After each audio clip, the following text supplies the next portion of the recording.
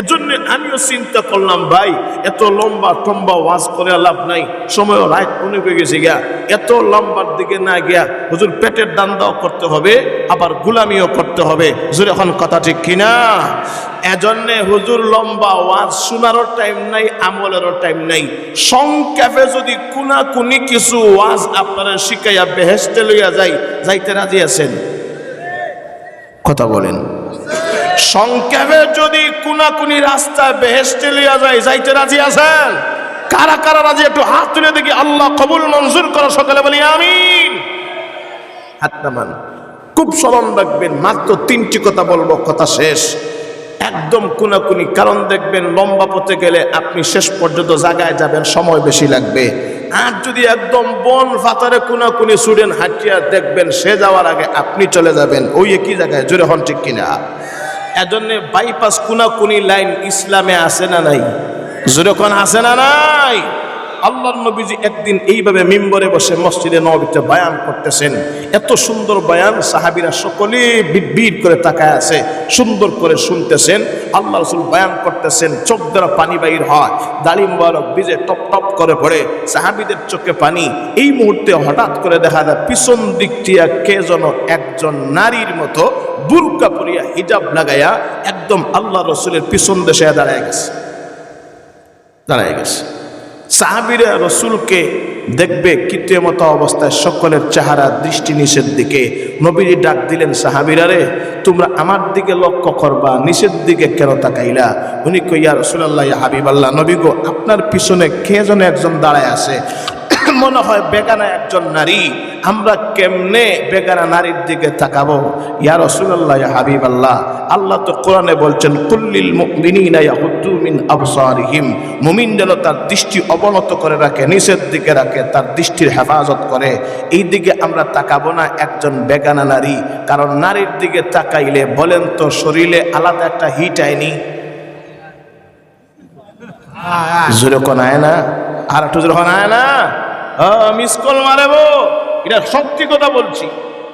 সারা রাত যখন তুই মোবাইলে খারাপ দেখিস, তো খারাপ দেখলে তুই মোবাইলে যদি খারাপ দৃশ্যগুলা দেখিস, তোর রাতের ঘুমাইব? তুই ফজর নামাজ কেমনে পড়বে? চিন্তা করে দেখেন। এজন্য মুমিনের দৃষ্টির হেফাজত করা, কারণ চোখ যদি হেফাজত হয়, গোটা অঙ্গ গুনাহ থেকে হেফাজত অটোমেটিক হবে। যখন ঠিক কিনা? আর যদি চোখ খোলা থাকে, তাহলে দেখেন সারা শরীর আগুনের মতো গরম হয়ে যায়। কারের দত্ত মারত খাইতো, ঠিক কিনা বলেন? আচ্ছা, আল্লাহ নবী, বিশ্ব নবী রাহমাতুল আলামিন গাল ঘুরে তাকায় দেখি, খেয়ে যেন আমি বিশ্ব নবীর একদম পিছনে দাঁড়ায় আছে। আল্লাহ নবী, বিশ্ব নবী বলেন, মাগো তুমি কে? তোমার পরিচয় কি জানতে পারি?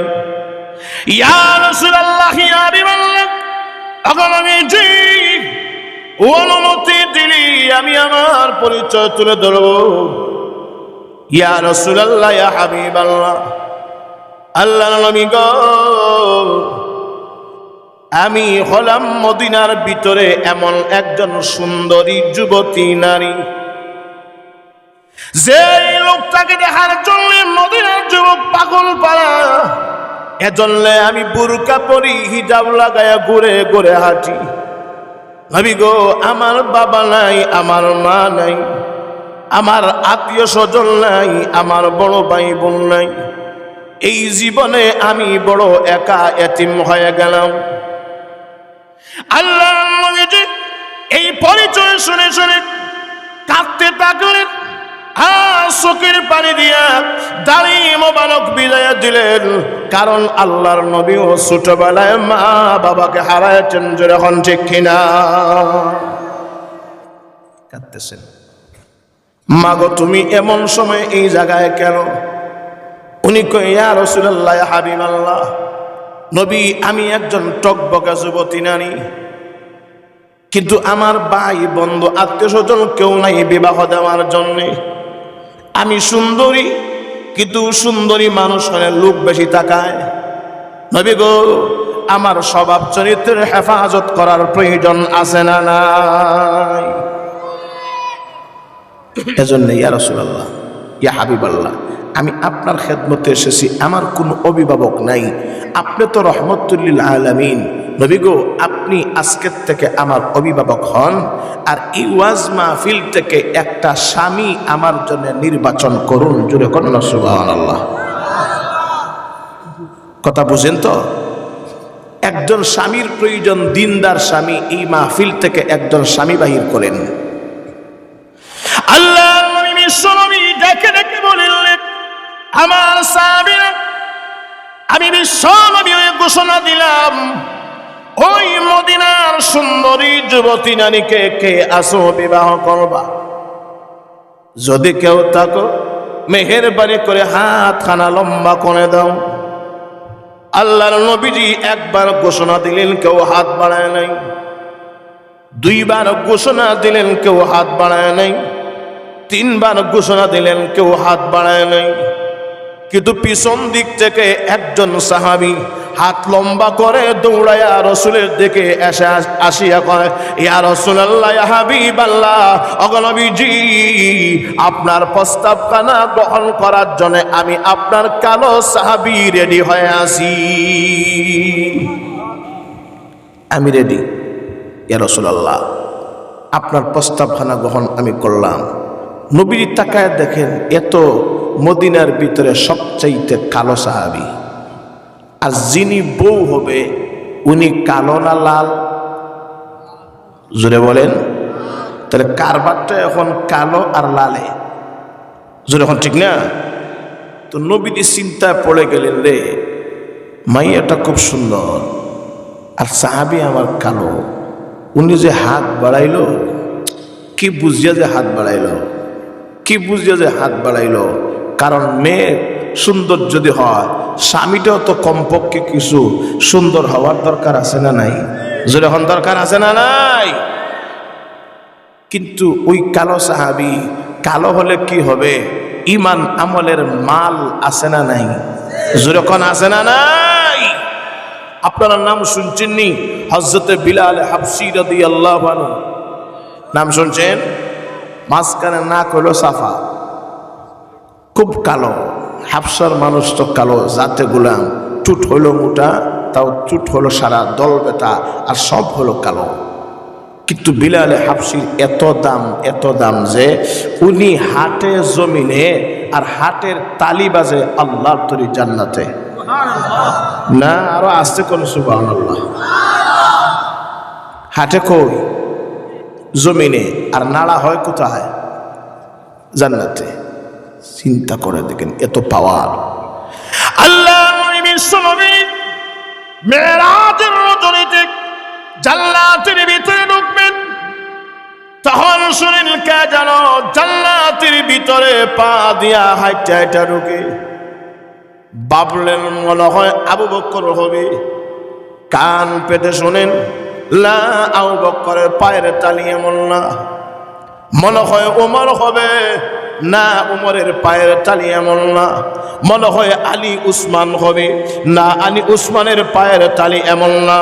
আমি আবার কান শুনে আমি আবার শুনতে পাই, এটা আমার ওই বিলালে হাবশীর পায়ের তালি বাজে। জোরে কন্যা সুবহানাল্লাহ।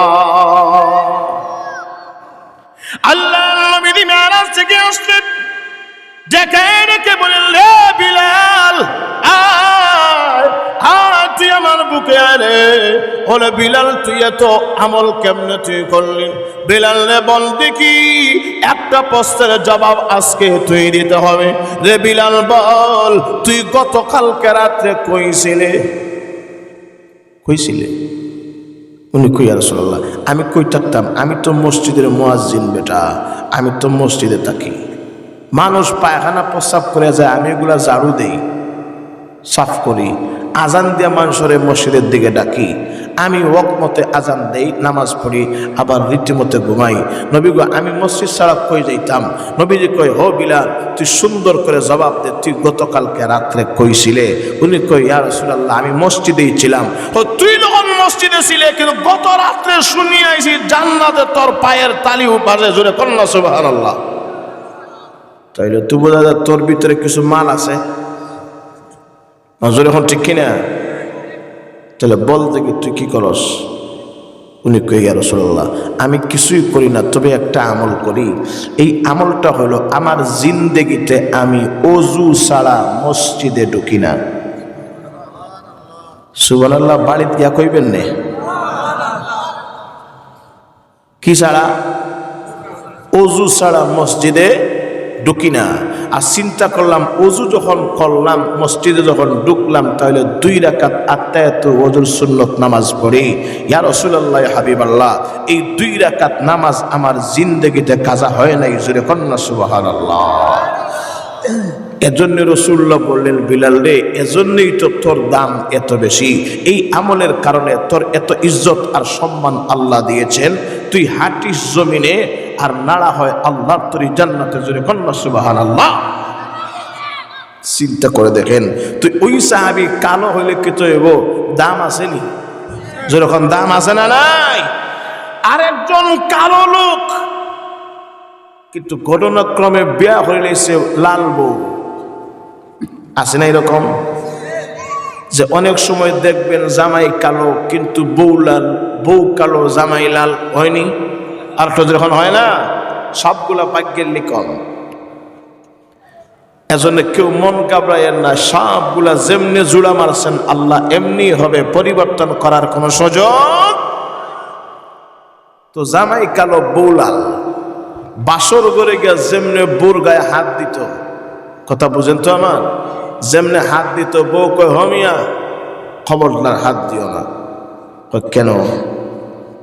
তোমার দেখে আমি কবুল করছি, আমার দেখে তুমি কবুল করছো, তুমি আমার জন্য হালাল, আমি তোমার জন্য হালাল, হাত দিলে সমস্যা কি?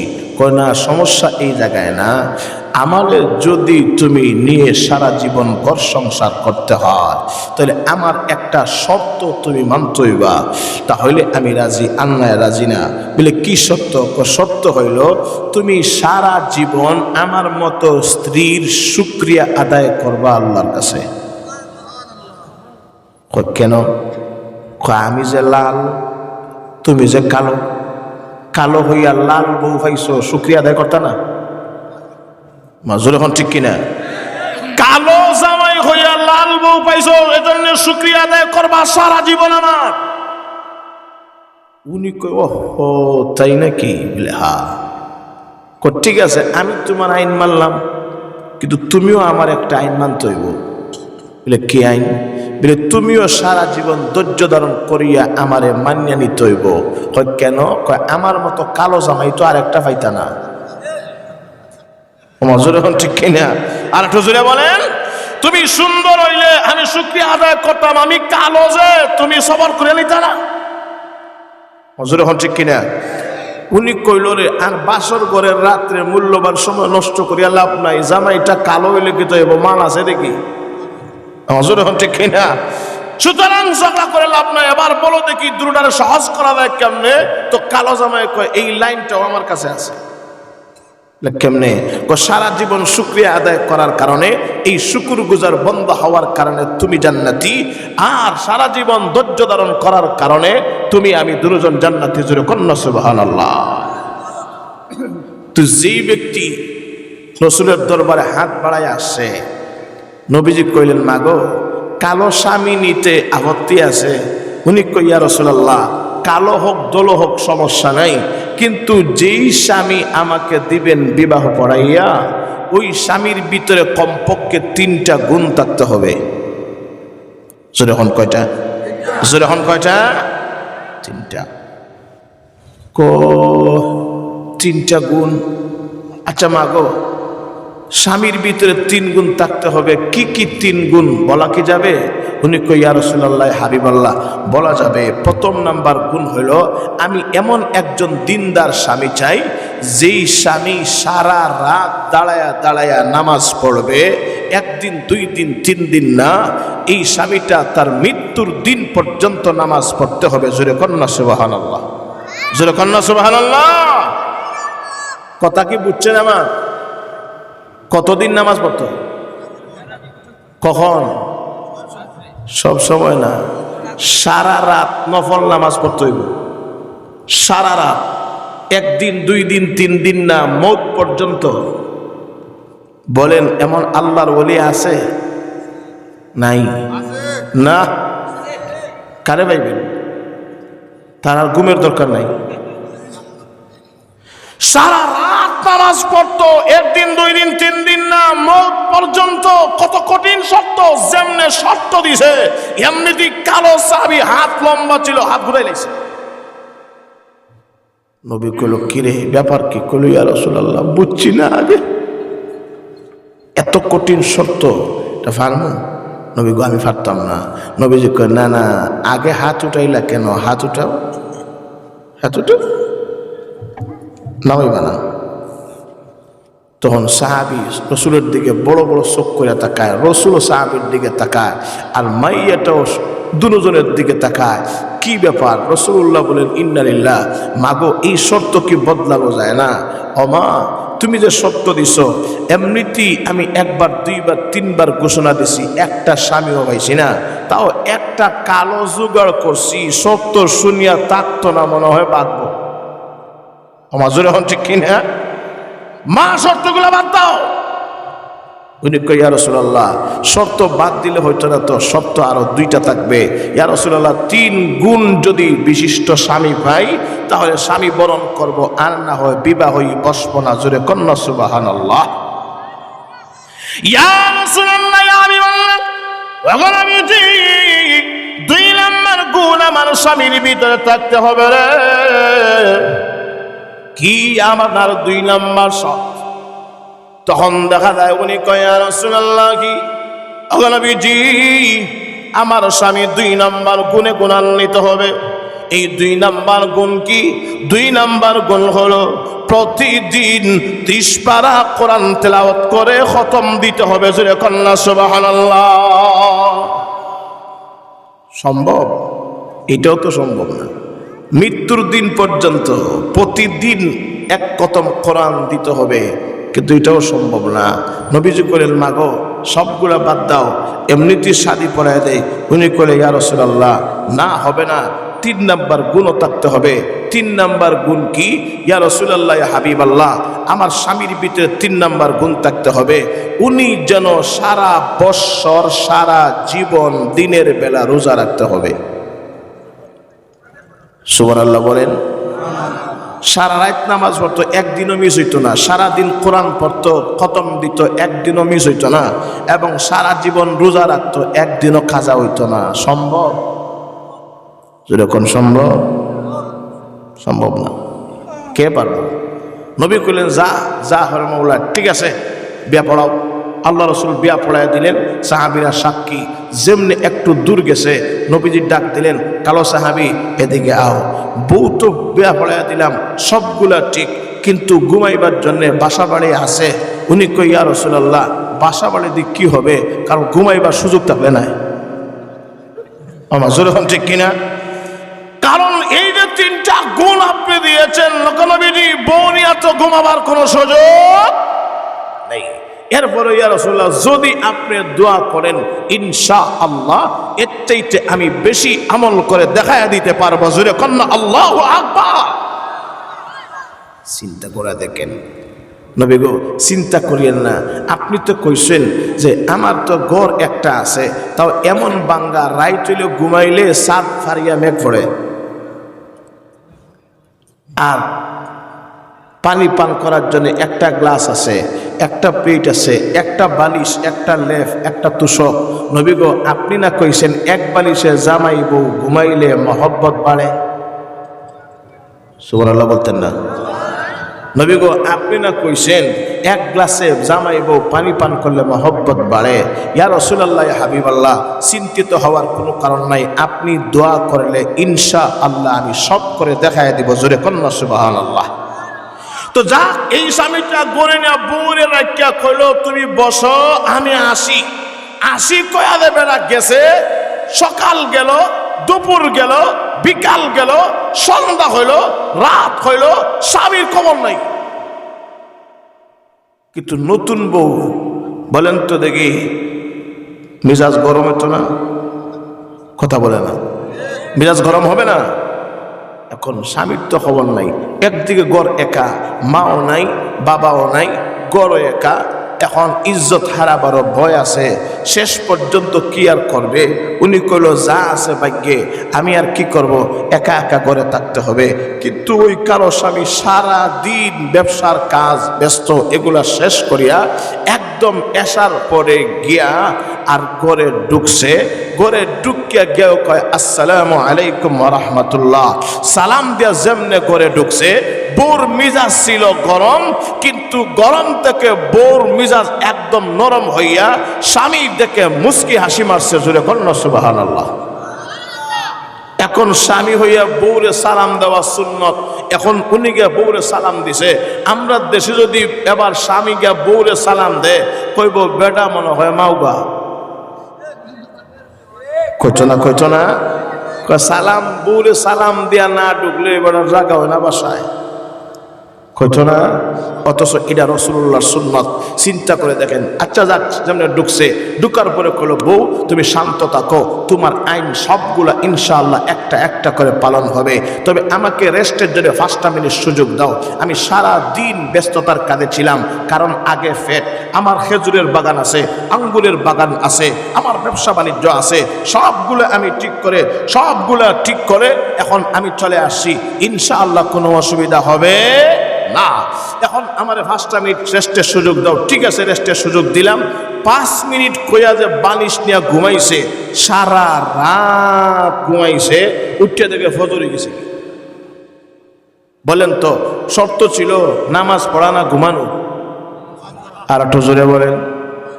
বউ কইল ইন্নালিল্লাহ, ঘুমাইছে তো ঘুমাইছে, তাও নাক ডাকায় ঘুমাইছে না, এটা মানা যেত না। রাসূলুল্লাহর দরবারে গিয়া কয় ইয়া রাসূলুল্লাহ হাবিবাল্লাহ, এই কালো স্বামী আমি মানি না। কয় কেন? কয় একটা শর্ত মানছে না। ওগো নবীজি, আপনি বিচার করেন, আল্লাহ স্বামী বদলান। নবী ডাক দিছেন, আমার সাহাবী এদিকে আয়, তুই কেমনে আমার আইন লঙ্ঘন করলে? তোর স্ত্রীর শর্ত তুই মানলে না, তুই রাতে নামাজ পড়ছিস না ঘুমাইছিস? উনি কয় ইয়া রাসূলুল্লাহ, সারা রাত নামাজ পড়ছি। সুবহানাল্লাহ বলেন। বউ কো ঘুমাইছিস আর তুই কো সারা রাতে নামাজ পড়ছিস, ব্যাপার কি? উনি কই ইয়া রাসূলুল্লাহ, বিশ্বাস করেন, খোদার কসম করে বলতেছি সারা রাত নামাজ পড়ছি। জোরে কন্যা সুবহানাল্লাহ। বলে কেমনে তুই নামাজ পড়লে? উনি কই ইয়া রাসূলুল্লাহ, আপনি যে লম্বা লম্বা ওয়াজ করেন, ফেটের দান্দায় ওয়াজ আমল করার সুযোগ নাই, কিন্তু আমি কোনাকুনি মারিয়া আমল করছি। জোরে কন্যা সুবহানাল্লাহ। কেমনে কোনাকুনি? নবীজি আপনি না হাদিস শরীফে কইছেন, যেই ব্যক্তি এশার নামাজ পড়ে ঘুমাইলো, আবার সকালে প্রত্যাশে উঠে ফজরের নামাজটা পড়লো, গুইয়াকে সে যেন সারা রাত নামাজ পড়লো। জোরে কন্যা সুবহানাল্লাহ। বউ কয় ইয়া রাসূলুল্লাহ, ই কোনাকুনি বেহেশতে যাওয়ার পথ কি আপনি শিখাই দিয়েছেন? নবীজি কয় হ, এটা তো আমি শিখাই দিছি। কয় দুষ্ট আমার জামাই না, দুষ্ট আপনার। আমার জোরে এখন ঠিক কিনা? ইয়া রাসূলুল্লাহ, আপনার কথার প্রতি আমার 100% ইয়াকিন আর বিশ্বাস আছে। ইয়া রাসূলুল্লাহ, ইয়া হাবিবাল্লাহ, তাহলে তো বুঝা গেল আমার জামাই কালো হলে কি হবে? মাল আছে না নাই? জোরে এখন মাল আছে না নাই? নবী গো, 2 নাম্বার বিচার আমার পক্ষে রায় দিবেন। একটা দিনও কোরআন তেলাওয়াত করতে দেখছি না। তো তাই নাকি? বলে হ্যাঁ। কি রে, কোরআন তেলাওয়াত করছিস, খতম দিছিস? উনি কই ইয়া রাসূলুল্লাহ, একদিনও খতম মিস দিছি না। জোরে কন্যা সুবহানাল্লাহ। বলে কেমনে তুই খতম দিলে? ইয়া রাসূলুল্লাহ, আমি হেইটা করছি। হেইটা মানে কি? কোনাকুনি মারছি। কোনাকুনি কেমনে? নবী গো, আপনি কইছেন না এই কথা, যে ব্যক্তি সূরাতুল ইখলাস একবার পড়লো সে যেন 10 পারা কোরআন তেলাওয়াত করলো। যেই ব্যক্তি কুল হু আল্লাহ 2 বার পড়লো সে যেন 20 পারা পড়লো। আরো আসতে কোন সুবহানাল্লাহ। 3 বার পড়লো সে যেন 30 পারা কোরআন তেলাওয়াতের খতম করলো। আপনি হাদিসটা শিখাই দিছিলেন নি নবীজি করে রে, এটাও মনে আছে তো? এটা তো আমি শিখাই দিছি বেটা, আমি শিখাই দিছি। তো বউ কই ইয়া রাসূলুল্লাহ হাবিবাল্লাহ, এই বাইপাস লাইনটা আপনি শিখাই দিছেন? বলে হ, এটা আমি শিখাই দিছি, কারণ আমার উম্মতের হায়াত কম। যখন ঠিক কিনা? আমার উম্মতের হায়াত কম, কিন্তু অফার করে যদি অফারটা কাজে লাগাতে পারে তার হায়াতের চাইতে নামায় আমালে সব বেশি হবে। যখন ঠিক কিনা? তো নবীজি কোন ইয়া রাসূলুল্লাহ হাবিবাল্লাহ, আসছিলাম বিচার দেওয়ার জন্য, বুঝছি বিচারের রায়ার পাইতাম না, আমার কালো জামাই বালা। জোরে কোন সুবহানাল্লাহ। নবী গো, তবে 3 নাম্বার বিচার কিন্তু আমি ছাড়বো না। কি 3 নম্বর মিসাল? উনি কই ইয়া রাসূলুল্লাহ হাবিবাল্লাহ, সারা দিন খায়, একটা দিন রোজা রাখে না। কিরে সারাদিন খাস না, রোজা রাখিস? উনি কই রাসূলুল্লাহ আমি একদিনও আলহামদুলিল্লাহ রোজা ছাড়ি না, প্রত্যেক দিন রোজা রাখি। ও কেমনে খায়া রোজা রাখিস? বলে হ খায়া রোজা হই। বলে কেমনে খায়া রোজা? বলে ইয়া রাসূলুল্লাহ হাবিবাল্লাহ আপনি কি হাদিস শরীফে এই কথা বলেন নাই, যেই ব্যক্তি রমজান শরীফে 30টা রোজা রাখলো আর 30টা রোজা রাখার পরে শাওয়াল মাসের আরো 6টা রোজা রাখলো, গুয়াকে সে যেন খোদার 12 মাস রোজা রাখলো। আরো আসতে কোন সুবহানাল্লাহ বলেন তো দেখি। ও যুবক ভাইরা, তুই মোবাইলের দান্দায়, ফেটের দান্দায়, বিদেশের দান্দায় সবগুলা টালটি বাল্টি করিয়া জবানা দুনিয়াটা একদম তামা থামা করে দিলে, এর ফাঁকে ফাঁকে বলেন তো দেখি আল্লাহর গুলামি করার প্রয়োজন আছে না নাই? যখন প্রয়োজন আছে না নাই? এজন্য আজকের থেকে অঙ্গীকার দে, হুজুর ইনশাআল্লাহ মোবাইলে গুনাহ আর করব না, মোবাইলে গুনাহ আর করব না, হুজুর মোবাইলে গুনাহ আর করব না। আমি এই আর কিছু পারি আর না পারি, একদম সংক্ষেপে 3টা আমল যদি করতে পারি তোর জন্য বেহেশতের দরওয়াজা খোলা। এর ভিতর থেকে নাম্বার 1 হলো সারা জীবন সারা রাত্রি নফল নামাজ পড়তে পারবে না, কিন্তু এশার নামাজ এবং ফজরের নামাজ পড়লে সারা রাত নামাজের সব দেওয়া হবে। এই আমলটা করা যাবে না? আর করা যাবে না ইনশাআল্লাহ। গেল 1। 2 নম্বর হলো আমি তো কোরআন তিলাওয়াত জানি না, কিন্তু অনেক সময় কোরআন তিলাওয়াত জানি, তবে সময় সুযোগ মিলে না। কিন্তু সূরাতুল ইখলাস কুল হুয়াল্লাহ পাই কিনা? আর একটু জোরে বলেন। হাঁটতে বইতে সারা দিনে মিলাইয়া, সারা রাত্রে মিলাইয়া 3 বার কুল হুয়াল্লাহ পড়ার টাইম হইতো না? আর একটু জোরে বলেন। এর থেকে সহজ আমল কি দেব? 3 বার কুল হুয়াল্লাহ পড়লে 30 পারা কোরআন শরীফের সব হবে। জোরে কোন সুবহানাল্লাহ। প্রত্যেক দিন তো আমি খতম দিতে পারবো না, কুল হুয়াল্লাহ তো পড়তে পারবো। গেল 2। 3 নাম্বার, মুমিন হিসাবে প্রত্যেকে রমজানের 30টা রোজা রাখবো। এর রাখবো তো রাখবো ঠিকই আছে, কিন্তু রাখার পরে যখন শাওয়াল মাস আসবে আরো 6টা রোজা যদি রাখতে পারি, তাহলে গোটা বৎসরের রোজা রাখার সব আল্লাহ দান করবে। সারা বৎসর রোজা রাখা সম্ভব না, আনা তো মারা যাইব। সারা বৎসর রোজা রাখা সম্ভব না, কিন্তু 36টা রোজা রাখা তো সম্ভব। যখন সম্ভব না, এই সংক্ষিপ্ত 3টা আমল করতে কারা কারা রাজি? হাত তুলে আল্লাহকে দেখান। আল্লাহ কবুল মঞ্জুর করে। সকলে বলি আমিন। জোরে বলি আমিন, সুম্মা আমিন, সুম্মা আমিন।